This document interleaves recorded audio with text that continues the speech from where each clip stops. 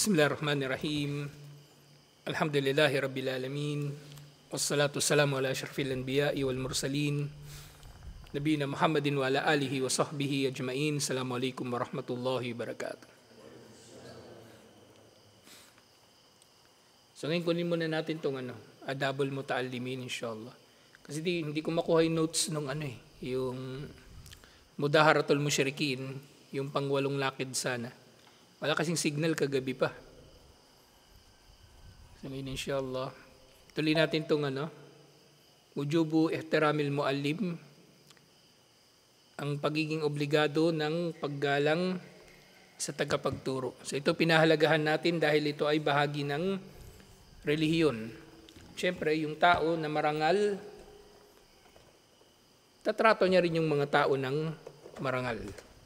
Okay? Kung gusto ng tao na siya ay magiging kagalang-galang, dapat gumagalang din siya sa iba. Hindi yung one-sided lang siya, yung gusto niya siya lang ginagalang. Hindi pwede.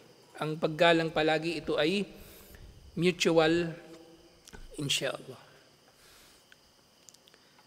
So sinasabi, walaqad julibatin nufus ala hubbi man ahsana ilayha.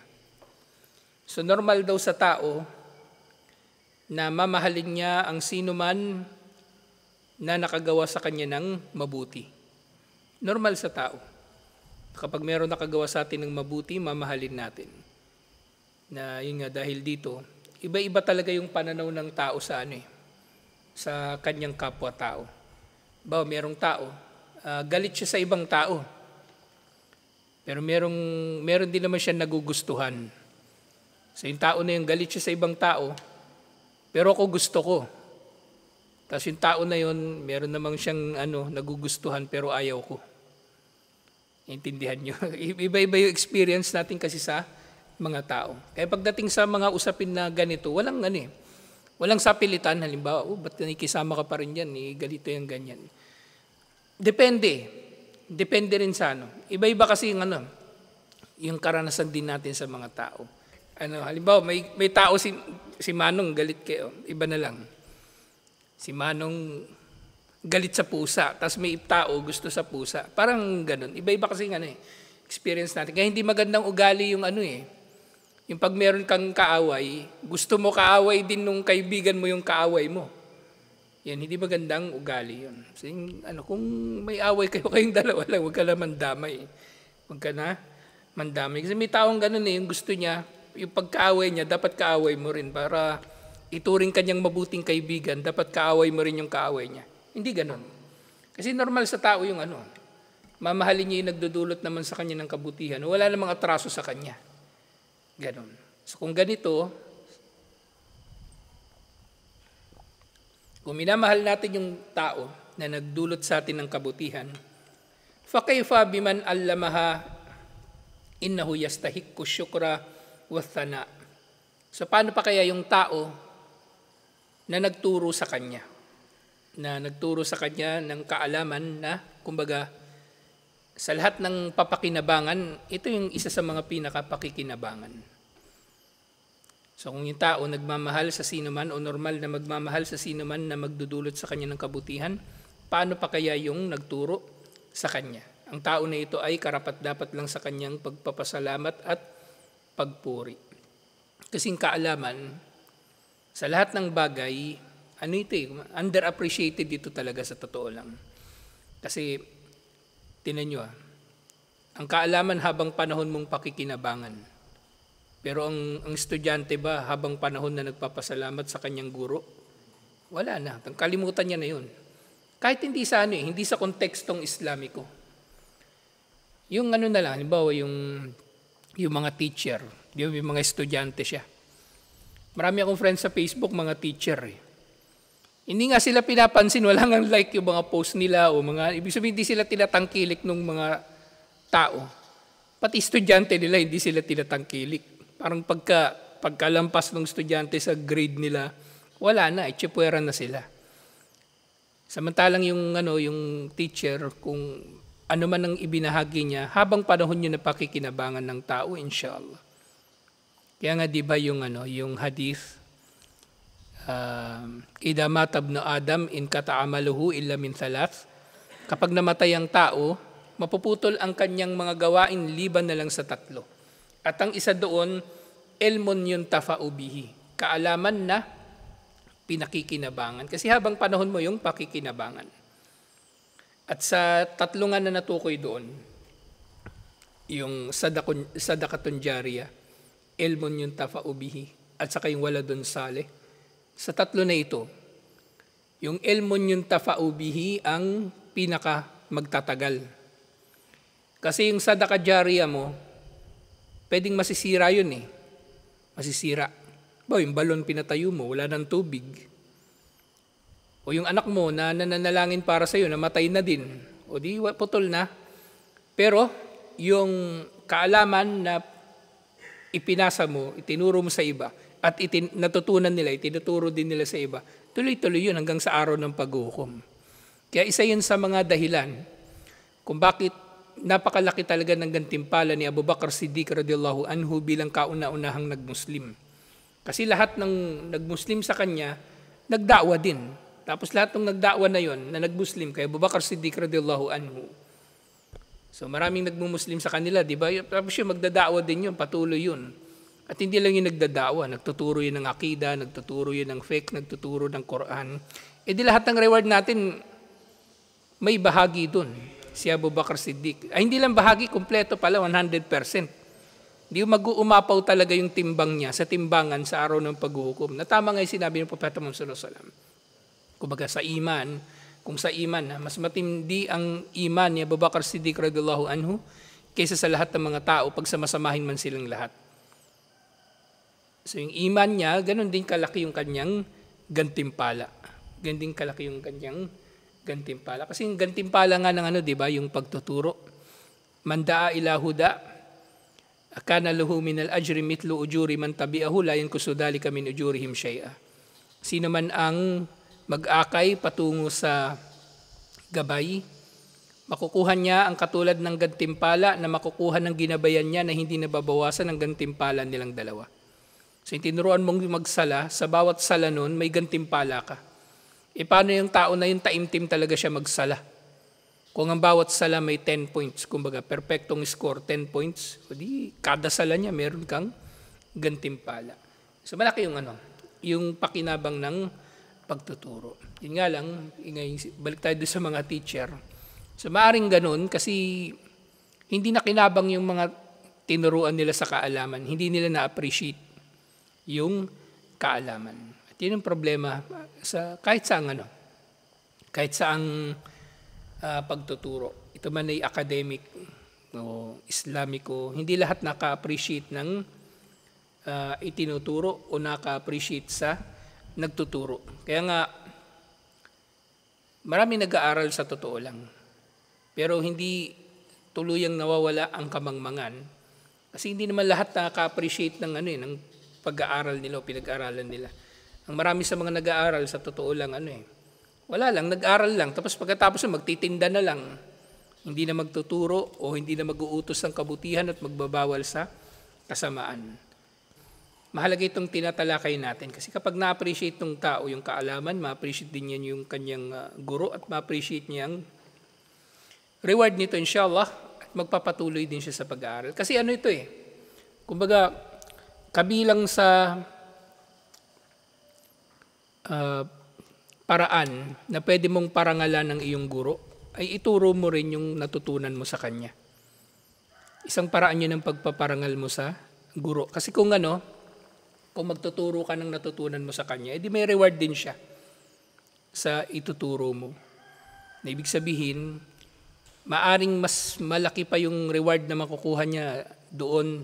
Kasi tuloy-tuloy pababa hanggat naroon yung kaalaman na natutunan sa kanya. Maaring nung patay na siya, mas malaki pa yung reward na makukuha niya kaysa nung buhay pa siya. Kasi tuloy-tuloy pababa yung kanyang kaalaman hanggang sa dulo ng panahon. At mas malaking pakinabang kaysa sa pupurihin mo siya o kumbaga papasikatin mo. Mas malaki pa rin ang pakinabang nung ganun. Yung bubuhayin mo ang kanyang kaalaman sa pamagitan ng pagtuturo nito sa iba, inshallah. Qala Ibn Jama'a, sinabi ni Ibn Jama'a rahimahullah fi tadhkirihi as-sami' wal mutakallim fi adabil alim wal mutaallim. So meron siyang libro, yung as-sami'u wal mutakallim, ang tagapakinig at ang tagapagsalita, sa magandang asal para sa tagapagturo at nag-aaral. Wa alayhi an yashkura ash-shaykh ala tawqifihi ala ma fihi fadilatun. So dapat daw na magpapasalamat ang estudyante sa kanyang guro sa anumang idinulot nito na kabutihan sa kanya. Na yung tawqif dito na tinutukoy, ito yung pagsisikap nung nagturo. Gaano man ito kalaki? Malaki man ito o maliit? O maaring ang ay yung mga pagsisikap na nagtuturo ay underappreciated ng ng nag-aaral. Na yun nga, kabilang dito yung mga tinuturo ng tagapagturo, syempre malaman niya kung ano yung fadila, yung mabuti. Wa ala tawbikihi ala ma fihi nakisuhu. At yun din, dapat magpasalamat ang estudyante sa itinuro ng guro na malaman niya ang mga bagay-bagay na kapintas-pintas. Mimma fi ikafihi alayhi irsyaduhu wa salahuhu.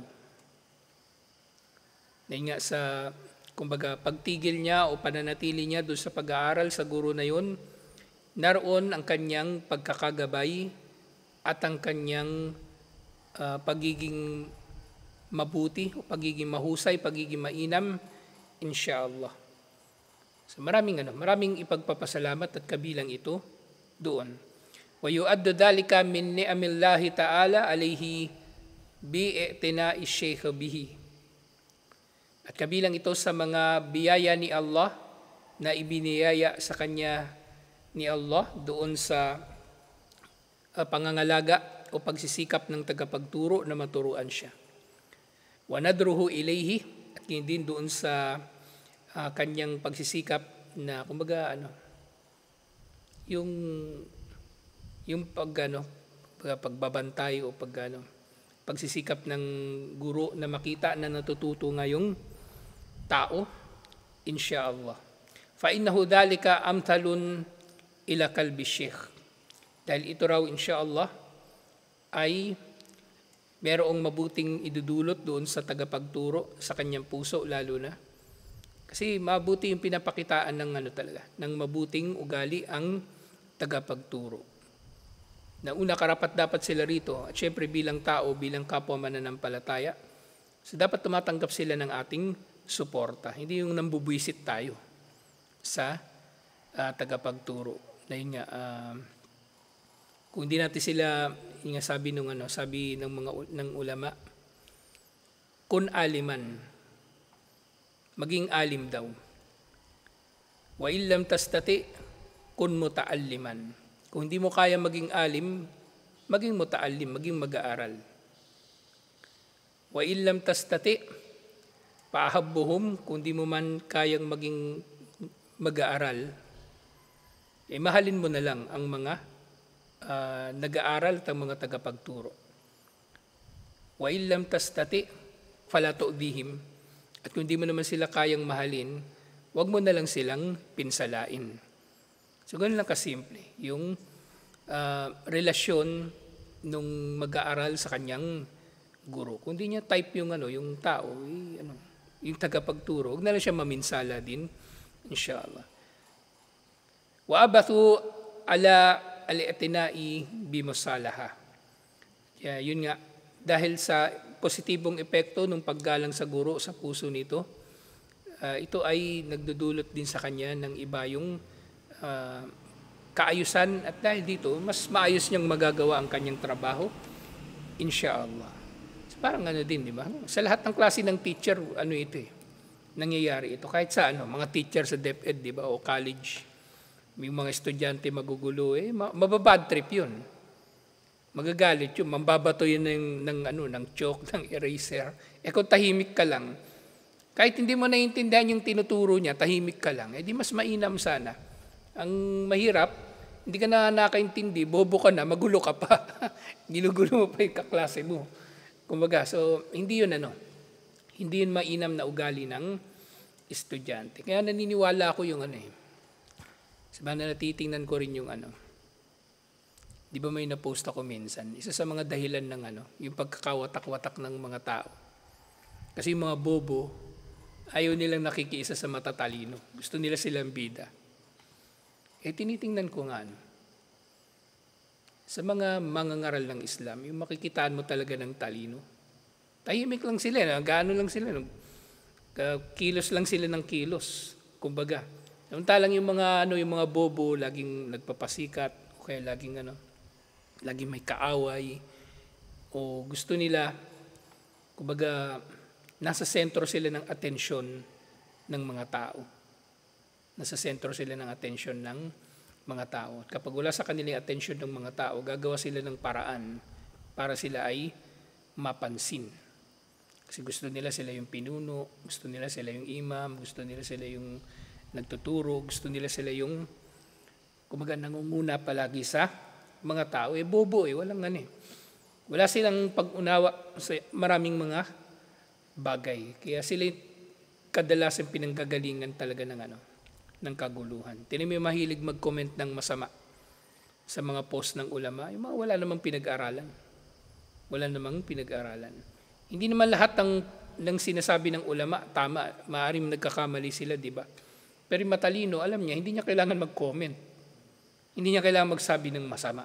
Pero yung bobo, kasi yun na yung expression niya ng kadakilaan magpakitang tao, magyabang, magpakitang gilas, yun talaga ang kanyang gagawin.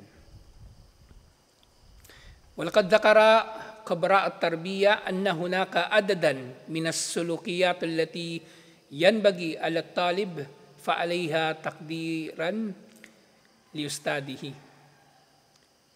So meron daw may mga nababanggit na iba't ibang mga magagandang asal na isinabuhay ng mga estudyante at mainam na, kumbaga, iniulat na isinabuhay ng mga estudyante noon at mainam na isabuhay ng mga estudyante ngayon bilang paraan ng kanilang pagpaparangal sa kanilang mga tagapagturo. Kabilang dito, minha, anyabda'uhu bis salam, mainam yung mauna ang tao na bumati sa kanya ng salam, fa in kana qadiman min safarin qabbala ra'sahu aw yadahu. Kama kana sahabatu yaf'alunahu ma'a Rasulillahi sallallahu alaihi wasallam. So kabilang daw sa magandang asal, kapag parating daw yung tagapagturo mula sa paglalakbay, ay hinahalikan daw ito sa ulo o sa kamay. Katulad ng ginagawa ng sahaba kay Propeta Muhammad sallallahu alaihi wasallam. Pero hindi nga ito wajib. Okay? Ganito kasi yung kultura nila. Ganito yung kultura nila. Mga Arabo, ganun. Pero depende rin Depende sa sa kultura. Hindi ko sinasabing gawin nyo to sa akin. At sinasabi ko, huwag yung gagawin. Kasi, alam nyo naman dito sa Pilipinas, iba yung kultura rito. Yung mga Arabo kasi, tinan yung Arabo, iba yung kultura nila. Di ba nakwento ko na sa inyo to? Sa mga Arabo, okay lang yung dalawang lalaki naglalakad, magka-holding hands. Pero gawin mo dito yon, may picture ka na, tas may ekis yung mukha mo. Badig pala ito, sisiga-siga itong dalawang ito, badig pala.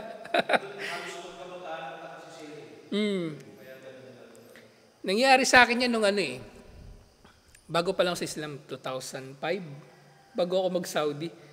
Yung nagano sa akin, yung nag-recruit sa akin magtrabaho sa Islamic Center. Taga Ministry of Islamic Affairs yun Naglalakad kami sa Quiapo kasi may pinatrabaho siya sa akin May ini-edit siya na project, translation ng Quran. Parang ganun yung ginawa natin, yung may Arabic tapos Tagalog. Yung kanya, Arabic tapos Maguindanaon. Hindi ko nga alam kung natapos yun kung natapos nila yung buong Quran. Basta ganun yung project nila noon. Ako yung nagbabantay dun sa tagapag-edit niya sa Quiapo. Lalakad-lakad kami galing doon, papunta na kami ng Golden Mosque na magsasalan Hinawakan niya ako sa kamay. Hindi ko na, hindi ko na binawi yung kamay ko. Iniisip ko na lang, walang mali siya. Wala nga pala talagang mali siya. Kasi pagdating ko lang Saudi, ganun sila lahat. Walang problema pala. Ganun pa, parang depende sa sa kultura eh. Dito ba, iba ito. Oo. Okay, yung halikan sa liig, sa noo, di ba? O sa ulo. Actually, ginagawa ito ng mga Sufi din eh. Yung mga Sufi madalas gumawa nito. Kaya hindi rin magandang Parang ayoko rin na ginagawa ito. Kasi madalas gumagawa na nito ngayon, yung mga Sufi. Ayon naman siya sa Sunnah. Pero minsan mapagmalabis na eh. Yung halikan sa kamay. Meron nga may video ng isang sheikh. Hahalikan siya sa kamay, ayaw niya. Kasi depende rin inshallah. So ngayon sabi, wa alat talibi an yata'awad fi nafsihi alhibata min shaykhihi. So dapat masanay daw yung mag-aaral na siya ay kumbaga nagpapakumbaba sa kanyang tagapagturo. Fayahtarimuhu wa yujilluhu wa la yaf'alu ma la yaliku indahu fayazdarihi akranahu wal yakun hadran min an yara minhu shaykhahu ma yu'abu bihi. So nga ipapakita niya sa lahat sa kanyang mga tagapagturo lahat ng paggalang at hindi siya gagawa ng anumang bagay na walang kinalaman sa kanyang pag-aaral. Kung walang kinalaman sa pag-aaral, huwag mong gagawin sa harapan ng teacher mo. Huwag mong gagawin. Bawa yung may teacher noon, galit siya sa estudyante na naghihikab. Naghihikab sa harapan niya. Tama nga naman. Kahit sa Sunnah, dapat pipigilan mo. O kaya yung gumagawa ng ng kung may nakabuklat ng cellphone. Meron naman kumukuha ng notes, di ba, gamit cellphone. Pero minsan kasi yung iba, hindi naman talaga nagno-notes eh. Naglalaro na eh. So yung mga ganung bagay, hindi dapat ginagawa sa harapan ng tagapagturo. At ngayon din, huwag siyang gagawa ng anumang bagay na kapintas-pintas sa harap ng kanyang guro o namang bagay na kapintas-pintas sa kanya, doon sa kanyang mga gawain sa harap ng kanyang guro. So, limbawa dito, panghuli ngayong araw inshallah, Fa'innar Rabi bin Sulaiman, so meron daw isang salaf si Rabi bin Sulaiman, sahibu Shafi'i, kasama daw siya ni Imam Shafi'i. Si Imam Shafi'i kasi tabi'in, kabilang siya sa mga tabi'in. Pati si Abu Hanifa. Si Abu Hanifa yung pinakamatanda sa kanila. So sabi, so ito daw si Ibn Rabi, sahibu Shafi'i wa tilmidihi al-mashhur. So kasama daw siya ni Imam Shafi'i at the same time estudyante ni Imam Shafi'i. Kana yaqul, wallahi majtara'tu an ashrab al-ma'a wa Shafi'i yanduru ilayya hibatan lahu.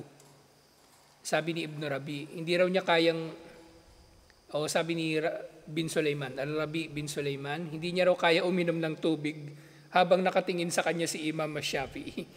Nahihiya raw siya na uminom ng tubig. So parang kumaga, expression lang ito o paraan ng pagpapakita nila ng ng paggalang kay Imam Shafi'i na parang nahihiya siyang uminom kasi baka may makita sa kanya si Imam Shafi'i na hindi magugustuhan ni Imam Shafi'i sa kanyang pag-inom ng tubig o paraan niya ng pag-inom ng tubig at iba pa.